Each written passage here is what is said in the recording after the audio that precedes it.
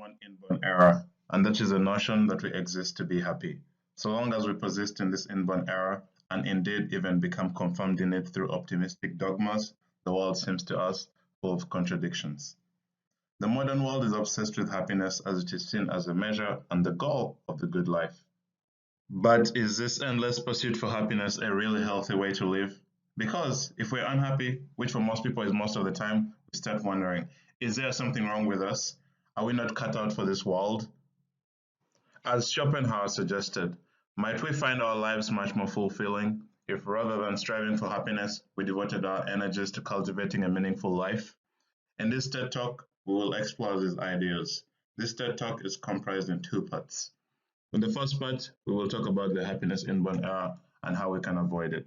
And in the second part, we will focus on how to maximize our positive feelings in our lives. Happiness was not always considered the goal of life. In most Indo-European languages, happiness meant lack of fate, suggesting that happiness was originally regarded as something to be given and taken away by fortune. Many people in the modern world attempt to find happiness by maximizing pleasure and minimizing pain. But structuring our life in this manner places us on a hedonic treadmill. We spend our lives desperately chasing the goods, goals, events, and people whom we hope will permeate our life with the pleasure needed to be happy. Yet upon attaining the objects of our desire, we quickly acclimate to our new conditions and return to our default state of being unhappy. In the remainder of part 1, we will focus on the case that we need to pursue a meaningful life. This is due to the fact that suffering is unavoidable. While most of our suffering is minor and manageable, we tend to ignore the fact that we are forever at risk of descending into periods of great adversity, times in which we are forced to put up with what Shakespeare called the slings and arrows of outrageous fortune. In these catastrophic moments, it is meaning alone, not happiness, which can provide us with the resilience needed to endure. Just as Nietzsche said, he who has a why can bear almost any how. Meaning is the raw material from which we can build our psychological fortress that will enable us to sail across the chaotic currents of life. There is no guaranteed prescription on how we can cultivate meaning in life, although some approaches seem to be far more plausible than others. One approach that is not plausible is the attempt to find meaning through the attainment of external goods such as money, fame, status, or relationships. This can augment the quality of our life, but it is unlikely that they will permeate it with meaning. Many people develop a success career, raise a family, build up wealth and social status, only to discover, often around midlife, that despite their outward success, their inward existence remains desolate and devoid of meaning. A practical approach to the pursuit of meaning is to focus on the cultivation of our character. What does your conscience say? You shall become the person you are. Firstly, this approach is a cure to stagnation and passivity, which guarantees a meaningless existence. And secondly, by striving to cultivate our strength, we will likely discover the why or purpose to our existence, which is key to a meaningful life. The importance of setting goals for the sake of personal development is well known, but just as a stone can be shaped into sculpture only through the force of a hammer and chisel, so too our potential can only be realized through discipline, struggle, and exertion. We normally make the mistake of sacrificing ourselves for our goals, for we believe it is the attainment of goals that builds our character and cultivates meaning, when in fact it is a continuous struggle towards our goals which matters the most. Sometimes our goals no longer move us forward, as they may have been only appropriate for a stage of our development which we have outgrown. At the age of 20, the writer Hunter Thompson elaborated this advice in a letter to a friend. He wrote, "When you were young, let us say you wanted to be a fireman. I feel reasonably safe in saying you no longer want to be a fireman. Why? Because your perspective has changed. It is not the fireman who has changed, but you. Every man is the sum total of his reactions to experience. As your experiences differ and multiply, you become a different man, and hence your perspective changes. So, we do not strive to be firemen, we do not strive to be bankers, nor policemen, nor doctors. We strive to be ourselves. The goal is absolutely secondary. It is a functioning towards the goal which is important. Choosing this path means we ought to abandon our obsession with happiness and pleasure. But ironically, in exposing ourselves to the struggle and strife required to cultivate character, we will likely attain the transient state of happiness far more frequently than those who aim squarely for it. But I will miss my old life, you may cry.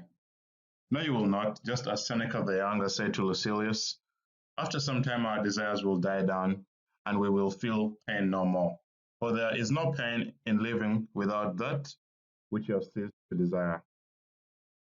In the second part of this TED Talk, we focus on active steps that we can take to access positive feelings more frequently in our lives.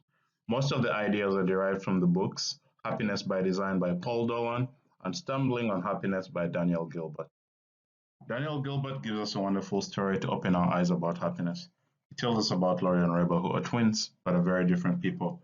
Reba is shy and has recorded an award-winning album of country music. Laurie is outgoing, wisecracking, works in a hospital, and wants someday to marry and have children. There are just two unusual things about Laurie and Reba. The first is that they are conjoined twins. They have been joined at the forehead since birth. The second unusual thing about Laurie and Reba is that they are not merely contented with life. They are joyful, playful, and optimistic. And if asked if they should undergo surgical operation, they straight out say no. So here is a question Daniel asks us. If this was your life rather than theirs, how would you feel? If you say joyful, playful, and optimistic, then you're not playing the game right, and you get another chance. Please try to be honest instead of correct. He says the honest answer is hopeless, desperate, and depressed. Indeed, it seems clear that no right-minded person could really be happy under such circumstances, which is why the conventional medical wisdom has it that conjoined twins should be separated at birth, even at the risk of killing one or both. On the contrary, Laurie and Reba say that they are happy. Isn't there something wrong here? There seems to be just two possibilities. Someone, either these twins or everyone else in the world, is making a dreadful mistake when they talk about happiness. Because we're everyone else in the question, it is only natural that we're attracted to the former conclusion, dismissing the twins' claim to happiness with comebacks such as, oh, they're just saying that, or they may think they're happy but they're not, or even the most popular, they don't really know what happiness is, usually spoken as if we do. Paul Dolan, the author of Happiness by Design, states that happiness is caused by a mixture of pleasure and purpose. So let us try to get a mixture of these in our lives. Pleasurable activities are like eating ice cream or watching a movie. Purposeful activities are like completing a workout or working on our assignments. Some of us are pleasure machines, while others are purpose machines. Pleasure machines spend more time doing pleasurable activities, while purpose machines spend more time doing purposeful activities. Ensure to surround yourself with the opposites so that you can balance yourselves out. The following slides give you hand-on tips to actively be happier, and I implore you to apply some of these in your life. Repeat after me. I will apply at least 3 of these tips in my life. Let us do this one more time. I will apply at least 3 of these tips into my life. Pay attention to your own feedback. Tip number 1. One important and useful way to deal with the various mistakes you make about your happiness is to pay attention to direct feedback about what brings you pleasure and purpose and what does not, and then use this information in your anticipation of future happiness. If you have not enjoyed the last 4 times you went to the beach, then try something else. Tip number 2. In situations where you are facing some painful fears, it will almost certainly be better to turn them into adaptable realities. You have an unopened bill that's bothering you, then open it. You'll have to do something about it eventually, and when you do, its impact on your happiness will wane. Quickly resolving the misery-making fears and monitoring the feedback of resolving painful fears will show just how quickly we do generally get over things. Tip number 3, reconstructing time. But how can I do all this? You may sensibly ask. You could consider writing a diary for your happiness, or completing a day reconstruction method exercise, which you can find online. Paul Dolan's happiness research teaches us that experiences of other people like you are often a much more useful guide than your own predictions about the impact of an event on you. Imagine you're about to go on a date. What would you rather know about your date ahead of time to help you project how you may feel? Physical features, age, height, hometown, and favorite spot, or how a stranger felt when they met your date on a previous occasion. I'm guessing you would want the personal information, and most other people do too. But women who are given personal information made worse forecasts about how they would feel when they met a man than when they were given reports about how another woman felt when she met him, even though they did not know the other woman personally. Unfortunately, our brains normally remember the peaks and troughs of events. So if you're trying to get something new like a car, shoe, or go for a vacation, look at others and see how they felt about the same thing, as this is likely going to be how you're going to feel. Now we'll focus on how we can organize our lives in such ways that we give unconscious attention the best shot of being allocated in ways that will make us happy. Priming. Would you be happier if your house were clean or your children tidied up after themselves? Something as simple as using an air freshener makes it more likely that you and they will clean up. Research shows that consciously using a smaller bowl reduces on your food intake. If you want to hit the gym, put your gym shoes right beside your bed. Defaults. Set defaults for activities you want to continually do. If your default page is Facebook, you'll spend more time on Facebook. You can set defaults like spending time with people whose company you enjoy. Commitments. Tell a friend you will stop smoking and you're most likely to do so. We like to be consistent with our public promises. If you set goals where you have some degree of control over the outcome, such as your physical health or feeling connected to others, you will experience more positive emotions than if you set a goal where you have less control over the outcome, such as being rich or famous. Commit to small goals first. You're more likely to complete a degree if you commit to going to class tomorrow as opposed to saying, I'm going to complete my college education. Social norms. People around you influence you much more than you think. We're all social animals, and you unconsciously want to fit in, even if consciously you say that you want to stand out. Therefore, the proximity of your family and friends is something to consider when you're thinking about a new job or a place to live. Try to surround yourself with people who are doing what you want to do, and it will often become easier for you to do so. Pay attention to what you are doing. Think about the last time you were captivated by a good film. Time passed quickly.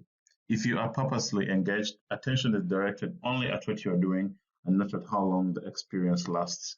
We adapt less quickly to experiences rather than possessions, so their impacts last longer. We also don't make people miserable when we buy our family dinner, as opposed to when we buy a new car. So think about this. This means that as soon as your happiness in a relatively pleasurable activity starts to diminish, you should do something else instead that is relatively purposeful. And when the happiness from that starts to wane, it's time to flip back to a relatively pleasurable activity. Your attentional resources won't become as depleted. Pay attention to whom you are doing it with. Paul Dolan says there is one almost sure way to be happier: spending time with people who you like. Ask yourself, if you spend 20 minutes each day with people you like, or failing at that, talking on the phone to people who you like, would you be happier? Paul Dolan answers for us. The answer is yes. Irrespective of how happy you are now, a pay raise of 1,000 would not make all of us happier. But spending 20 minutes with people who we like will definitely make all of us happier. So plan to do purposeful activities with your colleagues. Activities like going to the gym or going to the library. This makes them much more enjoyable. Don't get distracted. Distraction is damaging because it requires switching cost. The switching cost is how much attention and energy is required to change from one task to the next.